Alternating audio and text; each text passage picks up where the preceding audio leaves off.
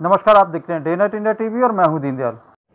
Supreme court ने मंगलवार को जो है ईडी से 5 सवाल पूछकर जो है उनके गले में घंटी बांधी है। अपने दर्शकों को बता देते हैं कि सुप्रीम कोर्ट में जो है मंगलवार को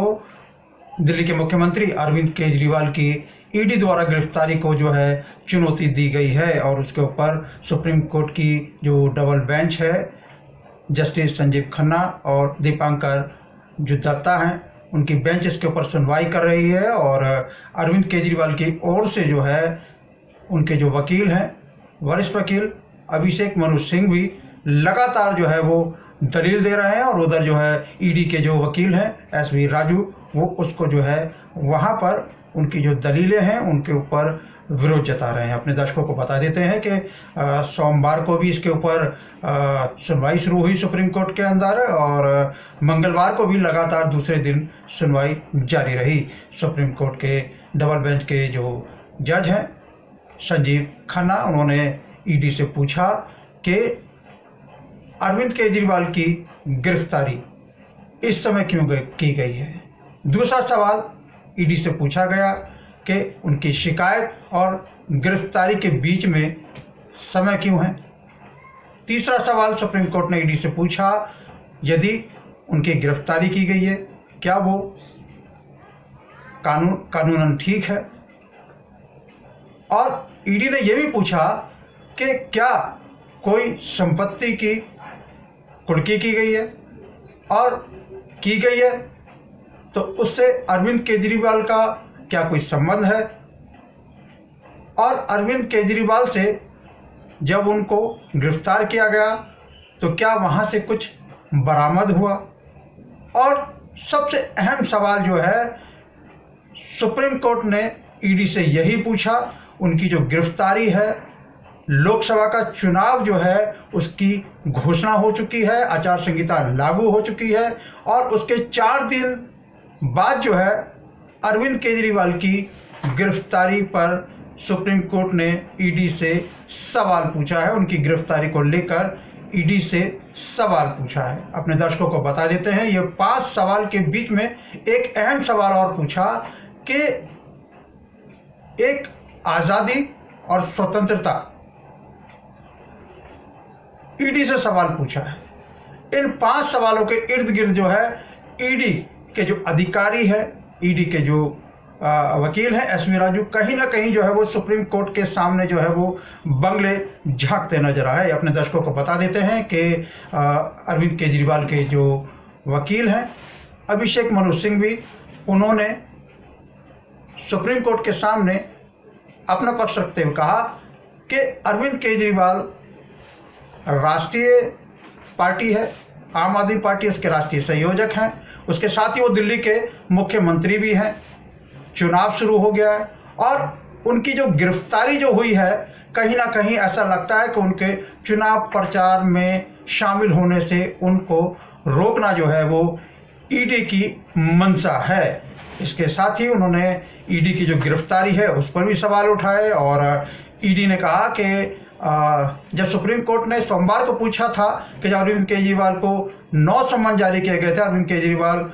क्यों नहीं उसके सामने, ईडी के सामने जो है वो पेश हुए, तो उसके ऊपर अभिषेक मनु सिंघवी ने कहा था कि वो जो नोटिस है वो अवैध थे। उसके लगातार जो अरविंद केजरीवाल की तरफ से जो है ईडी को जो है लिखित में जवाब दिया गया था, लेकिन ईडी ने उसका जवाब में कोई प्रतिक्रिया नहीं दी है। अपने दर्शकों को बता देते हैं कि इसके साथ ही जो है आज सुप्रीम कोर्ट में जो है एक बात बड़ी साफ थी। यहाँ अभिषेक मनु सिंघवी ने कहा कि ये जो याचिका है ईडी के द्वारा दिल्ली के मुख्यमंत्री अरविंद केजरीवाल को गिरफ्तार किया गया है, उसको चुनौती दी गई है और ये कोई जमानत याचिका नहीं है। इससे साफ है कि यदि इस पूरे मामले के अंदर सुप्रीम कोर्ट में शुक्रवार को कहा गया है कि ईडी अपना इस पूरे मामले में पक्ष रखे, उनके पास कुछ सबूत है तो वो अदालत को दिखाए, तो इससे तो साफ जाहिर हो गया कि 15 अप्रैल को जो ईडी को नोटिस जारी किया गया था कि इस गिरफ्तारी के संबंध में जो है उनके पास जो भी सबूत हैं, पुख्ता सबूत है अरविंद केजरीवाल से जुड़े, तो वो उन्होंने अदालत में पेश शायद नहीं किए हैं। इसके साथ ये भी बड़ा सवाल है जो ईडी ने 5 सवाल जो है ईडी से पूछा है कि वो 5 सवालों का जवाब जो है वो शुक्रवार तक जो है वो अदालत में पेश करे और शुक्रवार को जो है इस पूरे मामले में फिर से जो है दोपहर के बाद जो है सुनवाई होगी। उधर जो है दिल्ली की राउजानी कोर्ट ने जो है दिल्ली के पूर्व डिप्टी सीएम मनीष सिसोदिया की जमानत याचिका जो है वो दूसरी बार जो है वो रद्द कर दी है। अब 2 बार जो है मनीष सिसोदिया जो है अपनी जमानत याचिका जो है वो दाखिल कर चुके हैं और उधर दिल्ली की जो राउजानी कोर्ट है वहां उनकी जो जमानत है वो रद्द हो चुकी है। लेकिन आम आदमी पार्टी ने साफ कर दिया है कि अब जो मनीष सिसोदिया है अब दिल्ली हाई कोर्ट में अपनी जमानत के लिए जो है वो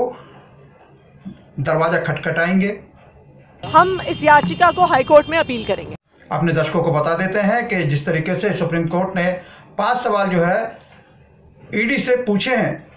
यदि शुक्रवार तक जो है वो ईडी के जो अधिकारी हैं, क्योंकि अब ऐसा लगता है कि सुप्रीम कोर्ट में जो ईडी के जो वकील हैं एसवी राजू, उनकी दलील से काम चलने वाला नहीं है और शुक्रवार को जो है ईडी के जो अधिकारी हैं उनको अदालत में पेश होना होगा और इस पूरे मामले में जो 5 सवाल जो सुप्रीम कोर्ट ने अहम पूछे हैं उनका जवाब और उनके जो सबूत हैं, पुख्ता सबूत जो है वो अदालत के समक्ष जो है वो उन अधिकारियों को लेकर पहुंचना होगा। और सुप्रीम कोर्ट यदि उनके जो दाखिल किए हुए जवाब और उनके जो सबूत है उनसे संतुष्ट नहीं होता है तो इस पूरे मामले में बड़ा फैसला जो है सुप्रीम कोर्ट जो है वो सुना सकता है और इसका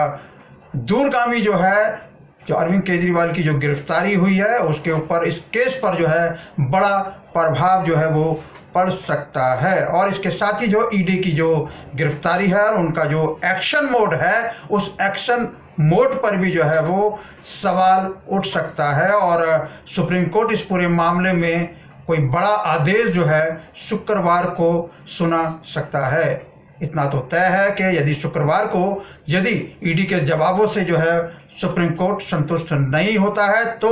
अरविंद केजरीवाल के पक्ष में जो है सुप्रीम कोर्ट का फैसला आ सकता है जिसका कि पूरा देश जो है इंतजार कर रहा है। यहाँ आम आदमी पार्टी भी जो है वो और उनके नेता जो है बेसब्री से इंतजार कर रहे हैं और सुप्रीम कोर्ट का यदि ये बड़ा फैसला आता है तो ये कहीं ना कहीं राजनीतिक हलकों में जो है इसकी गूंज सुनाई देगी और कहीं ना कहीं जो है ये ऐतिहासिक फैसला जो है सुप्रीम कोर्ट का आने वाले समय में वर्षों तक जो है इसको याद जो है वो किया जाएगा। आज बस इतना ही और अगली खबर के साथ आपके साथ फिर मुलाकात होगी। नमस्कार।